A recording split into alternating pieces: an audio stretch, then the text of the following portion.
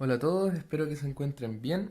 En este video en realidad debería haber estado un poco antes de los ejercicios y haber considerado en el video de ejercicios respecto a esto, pero la verdad es que es una parte de la química que yo al menos, con la que yo al menos no estaba tan familiarizado en el sentido que no la tenía tan presente. Y ahora que me puse a estudiar más de respecto a los mecanismos para hacer estos videos, me di cuenta que es bastante importante tomar en cuenta esto. Y es bastante importante porque están dando mecanismos de reacción y el profesor va a encontrar siempre alguna forma de hacer el ejercicio más interesante desde el punto de vista conceptual. Así que vamos a hablar hoy día ahora de las eliminaciones bimoleculares que ya trabajamos anteriormente, pero esta vez en sistemas cíclicos. Particularmente el sistema cíclico de mayor interés que estudiamos los químicos orgánicos, me atrevería a decir que son los derivados del ciclohexano. Pero recapitulando un poco lo que eran las reacciones E2, las eliminaciones bimoleculares, vimos que en la E2 tiene que haber un grupo saliente en posición anti a un protón beta, que es el que abstrae la base, y esto se puede ver, ¿cierto?, en forma de proyección de Newman. Veíamos en la proyección de Newman cuando estaban en posición anti los grupos salientes y el protón, se podía llevar a cabo la reacción. Se podía obtener el estado de transición para que la reacción ocurra. Veamos cómo se ve en un ciclohexano. Miren, yo les tengo acá esta moleculita. Vamos a estudiarlo un poco antes de irnos a los dibujos más complicados. Es un ciclohexano, ya conocemos esa molécula, tenemos varios carbonos sustituidos, tenemos también por lo tanto varios carbonos quirales. Eh, y lo que tienen que tener en consideración es que el ciclohexano nunca está planar en la naturaleza, siempre está en alguna forma en la que se maximice la distancia que tienen grupos entre sí. Por ejemplo, que maximice la distancia entre este carbono y este carbono. Si la molécula estuviese plana, la distancia entre estos dos carbonos sería solamente esta corta distancia que se ve acá. Pero la molécula al doblarse, al estirarse acá y al bajar hacia acá, aumentamos la distancia entre esos grupos. Y en general mejoramos la forma en que se pueden disponer tridimensionalmente los radicales que tengan nuestros carbonos del anillo. Entonces, ¿cuál es la forma más estable de un ciclohexano? Hay dos, una es el bote, pero sabemos que por excelencia la forma más estable es la forma de silla, así que vamos a proceder a dibujar la forma de silla. Ahora, esta parte a mí al menos siempre me ha costado y créanme que me demoré bastante en hacer estos dibujos de silla, están todos borroneados con liquid, pero la cosa es que se entiendan. Intento que queden tridimensionalmente correctos los tetraedros, siempre recuerden eso, es importante tanto para las pruebas como para pensar la química. ¿Cómo llegamos a esta estructura de silla? Bueno, tomamos esta punta, fíjense que cada uno de los sustituyentes de R y tengo una R' son distintos. Tomé esta punta y la bajé, ¿sí? Tenía la molécula acá plana, tomé la punta, la bajé, me quedó esto así, y si yo bajo esto, el grupo que estaba hacia mis ojos va a quedar ahora hacia allá, ¿cierto? Si yo devolviese la punta, este grupo R, empieza a quedar hacia arriba de nuevo como lo vemos acá. Entonces si bajo la punta, queda hacia el lado. Esa posición la conocemos como una posición ecuatorial. Y si yo bajé esta punta, tengo que subir la otra punta. En esta punta vemos que solo tenemos hidrógenos, subimos esa punta, perfecto. Llegamos entonces a esta disposición. Tenemos que ver cómo quedan los grupos y cómo van quedando no es difícil. Vemos el primero, si es que el primero estaba hacia nosotros y quedó en una posición ecuatorial, entonces en el siguiente carbono un enlace que esté mirando hacia nosotros va a quedar en posición axial. Y así es como queda este sustituyente, uno axial y el hidrógeno queda ecuatorial. Vamos al siguiente y ahora cambia de nuevo. Nuevamente la posición que está apuntando hacia nosotros en el dibujo normal, en la proyección de silla va a quedar ecuatorial. Y aquí queda ecuatorial en la silla. Y así se sigue dibujando y se termina de hacer la molécula. Ahora algo importante sobre los ciclohexanos es que hay que considerar un tipo de interacción particularmente importante que son las interacciones 1,3 diaxiales, que eran las interacciones que tenían los sustituyentes que estaban en su plano, ¿cierto? O sea, todos los que están axiales hacia abajo van a interaccionar entre sí, todos los que están axiales hacia arriba van a interaccionar entre sí, y la idea es minimizar esa interacción para que la silla sea lo más estable posible. Y eso se logra principalmente haciendo que los grupos voluminosos Los grupos que tengan muchos electrones dando vueltas o que tengan muchos átomos unidos, por ejemplo un terbutilo, que esos grupos voluminosos queden en posiciones ecuatoriales donde en ese mismo plano no tienen otros átomos.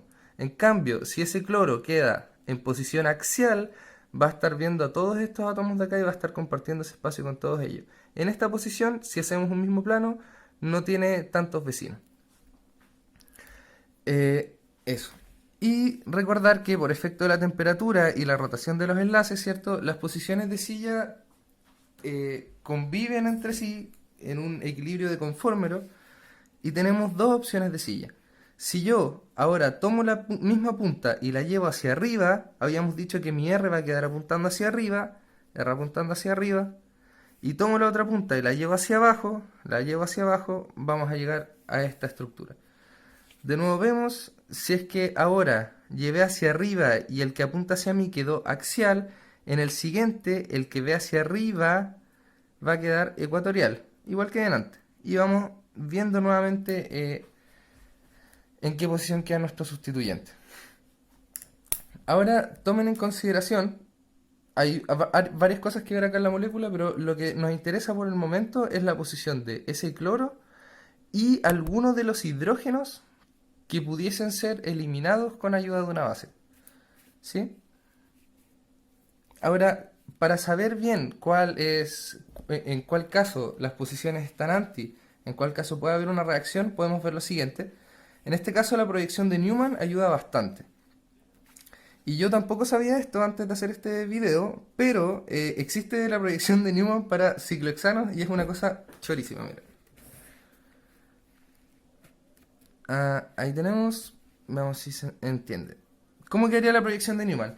Imagínense que nosotros estamos por acá, aquí voy a dibujar unos ojitos, y estamos viendo así. Si estamos viendo así, veríamos a nuestro lado derecho, ¿cierto? Este enlace, que sería entonces esta parte de acá, y a nuestro lado izquierdo tendríamos el otro enlace.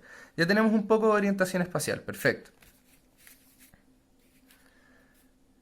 Ya tenemos un poco de orientación espacial entonces, y ahora vamos viendo cómo quedan las moléculas. Si lo estamos viendo desde acá, desde ese punto, como desde el centro acá, vamos a ver que el cloro que estaba por mi lado derecho está hacia la derecha.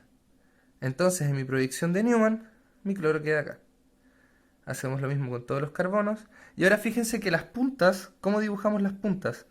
Estas puntas de acá son estas mismas puntas de acá. En este caso esta es esta y esta con el R es esta de acá.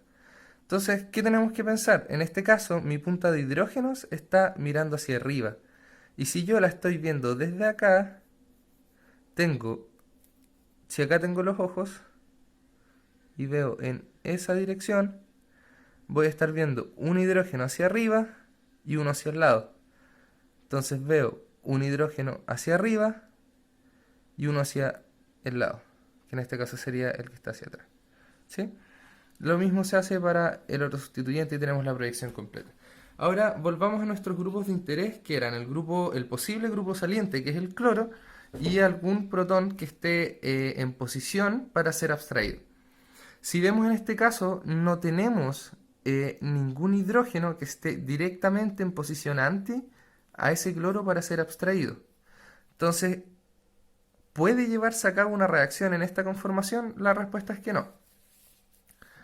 Veamos la otra posición, cómo queda si cambiamos ese equilibrio y vamos a la otra forma de silla, cómo se vería la proyección de Newman acá. Nuevamente estamos viendo ahora desde acá, igual que antes.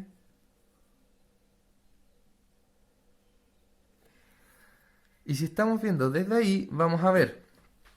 Primero, la punta que tengo hacia mi cuerpo es esta de dos hidrógenos, ¿verdad? Entonces voy a ver un hidrógeno que está hacia abajo y uno que está hacia acá. Y tenemos esto entonces. Este hidrógeno entonces debería estar mirando hacia mí y el otro hacia abajo, perfecto. Ahora, vamos a ver el lado del cloro que es el que nos interesa. En este caso ahora tengo un cloro que está, ¿cierto?, hacia arriba, un hidrógeno que está hacia el lado. Entonces un cloro hacia arriba y hidrógeno hacia el lado. Excelente. Veamos ahora cómo están las posiciones.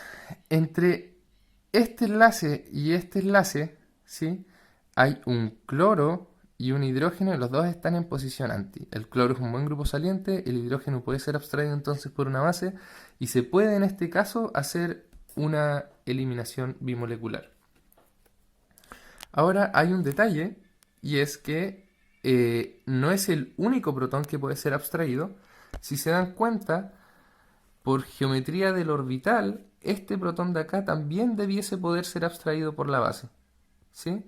Hay dos protones axiales en carbonos adyacentes a ese cloro. Este protón de acá en el grupo radical y este protón de acá. Entonces vamos a ver que nuevamente, como es normal en las reacciones de eliminación, tenemos dos productos de eliminación posibles que debiesen ser cuando elimino hacia este enlace o cuando elimino hacia ese otro enlace. Porque tenemos esos dos hidrógenos beta. Vamos a ver entonces qué ataques nucleofílicos son posibles desde el punto de vista del mecanismo. Si tienen que dibujar el mecanismo, yo lo presento así. Este ataque nucleofílico vimos que no es posible porque la geometría de los orbitales del grupo saliente y del protón no están alineados como para formar un doble enlace, así que no puede haber una de dos. Sí es favorable la abstracción de ese protón y este protón. Veamos los dos caminos. Si abstraigo el protón que está acá en el ataque verde, voy a obtener... Partamos con el morado. Entonces. Si abstraigo el morado, voy a tener el siguiente producto y voy a tener un doble enlace que se cierra entre este carbono y este de acá. Dibujar las sillas con doble enlace lo encuentro muy difícil, ojalá se entienda el dibujo. El otro producto. Fíjense que tenemos dos productos que tienen grados de sustitución distintos. En un producto tenemos el doble enlace solo con dos sustituyentes y en el otro tenemos el doble enlace con tres sustituyentes. Sería la diferencia de este grupo radical de acá, frente a este de acá que sería solo hidrógeno y hidrógeno. Poco efecto inductivo, mejor efecto inductivo, mejor hiperconjugación hacia el doble enlace.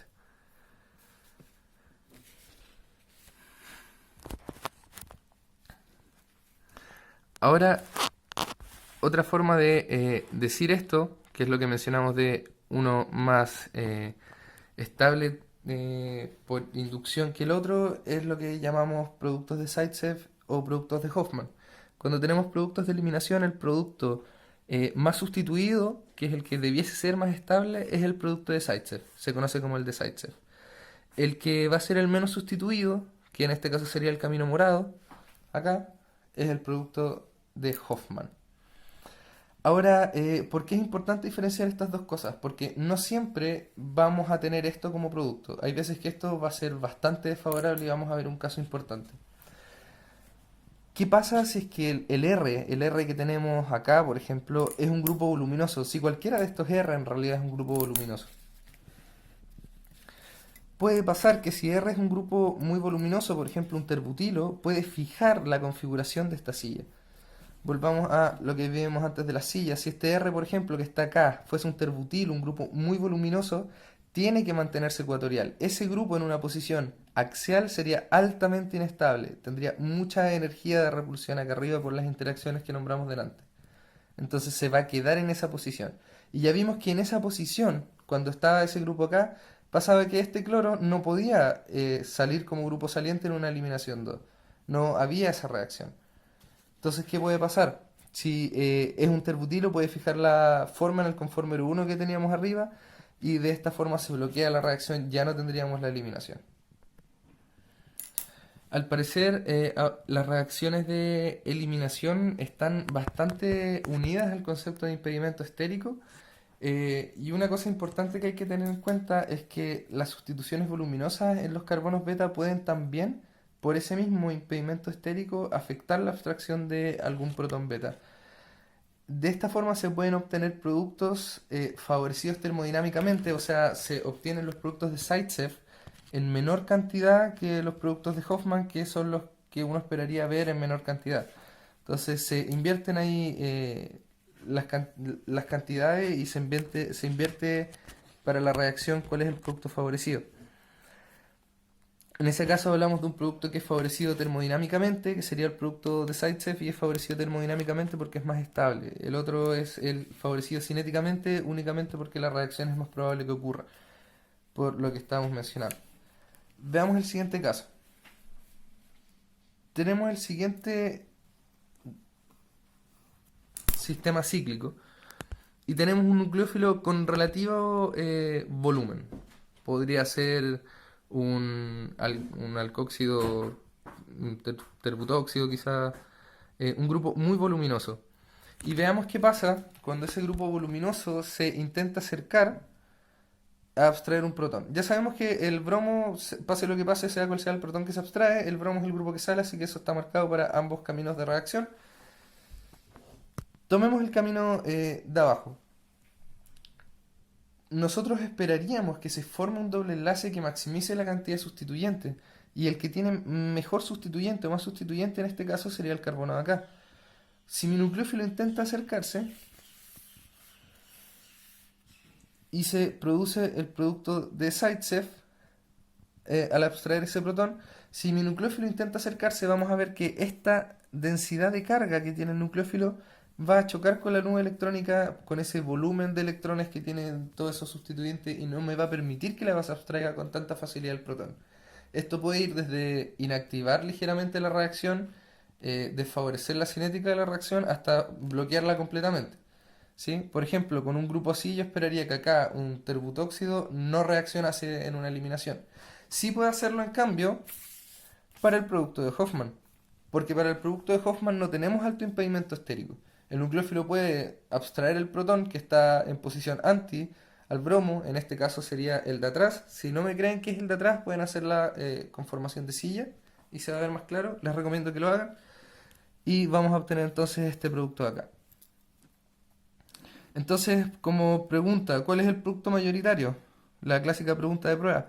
Mientras mayor sea el impedimento estérico, más se favorece el producto de Hoffman. Y ahí hay que empezar a pensar. Acá quizás un grupo metilo no tenga mucho impedimento estérico y el nucleófilo sí puede hacer la eliminación más favorable termodinámicamente. Pero cuando ya empezamos a tener grupos de 2, 3, 4 carbonos, son grupos muy voluminosos. Y hay mucho impedimento estérico. El impedimento estérico del nucleófilo también es algo que tener en cuenta, como les decía. Si por ejemplo acá tengo un metilo, pero acá tengo un terbutóxido, ya es difícil para un grupo así de voluminoso acceder a ese protón. Porque si se fijan, ese protón está rodeado por todos lados de cadenas carbonadas, no tiene lugar para accederlo. Entonces, si tengo un nucleófilo pequeño, probablemente sí pueda abstraer el protón. Si tengo, por ejemplo, un metóxido, met o menos, atacando acá, abstrayendo ese protón, quizás sí lo haga. No sé si es que esto es un terbutilo, probablemente con un grupo más pequeño pudiese correr bien la reacción. Pero acá seguimos teniendo mucha densidad de carga que bloquea.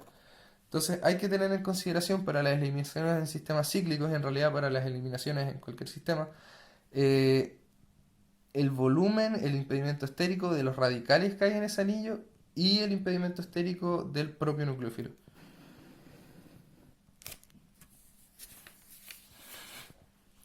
Ahora, ¿qué pasa si mi nucleófilo no puede acceder? Tengo una especie que es reactiva y no puede acceder y tengo el bromo que es un relativamente buen grupo saliente esperando a que pase algo. Si bien porque mi nucleófilo no es lo suficientemente fuerte o bien porque por impedimento estérico no puede acercarse, en ese caso ya no vamos a tener probablemente una reacción bimolecular, sino que se va a favorecer ya la formación de un carbocatión. En ese caso, por ejemplo, podríamos pensar en alguna reacción que corra con un mecanismo SN1, perdón, teniendo aún así em, una base fuerte. Podríamos hacer, por ejemplo, una E1 con terbutóxido y algún grupo saliente en un anillo, como mostramos delante. Ahora, una cosa para pensar, y es que yo tengo una duda, porque vimos que modificando las condiciones de reacción podemos favorecer uno u otro mecanismo. Si es que tenemos un solvente polar prótico, vimos que se favorecía tremendamente la formación y la estabilidad de los carbocationes para reaccionar. Y si tenemos un solvente polar aprótico, vemos que se estabilizan correctamente las cargas positivas, pero las cargas negativas quedan más o menos a la merced y no pierden su fuerza nucleófila en interacciones intermoleculares con el solvente. Entonces, ¿cómo puedo yo favorecer la formación de uno u otro producto? Ya sé que en este caso particular que vimos, por ejemplo, con alto impedimento estérico, voy a obtener mayoritariamente el producto de Hoffman, pero ¿qué condiciones, si es que hay? Porque esto realmente no lo sé. ¿Podría yo manipular para obtener el producto termodinámicamente favorecido en desmedro del producto cinéticamente favorecido? Podría, por ejemplo, lo que uno siempre mira, podríamos mover la temperatura, pero en realidad no sé si en este caso la temperatura haga mucho. Podrían discutirlo con su profesor. Creo que sería interesante ver sus ideas. Y eso espero que hayan entendido. Cualquier duda que tengan, me preguntan nomás. Intenten verlo, intenten hacer las sillas, dibujen las sillas. Cada vez que en un ejercicio o lo que sea les aparezca un sistema de 6 miembros, hagan la silla y empiecen a trabajar de ahí. Es la forma más segura de ver realmente cómo es esa molécula y qué opciones tiene para reaccionar. Cuídense.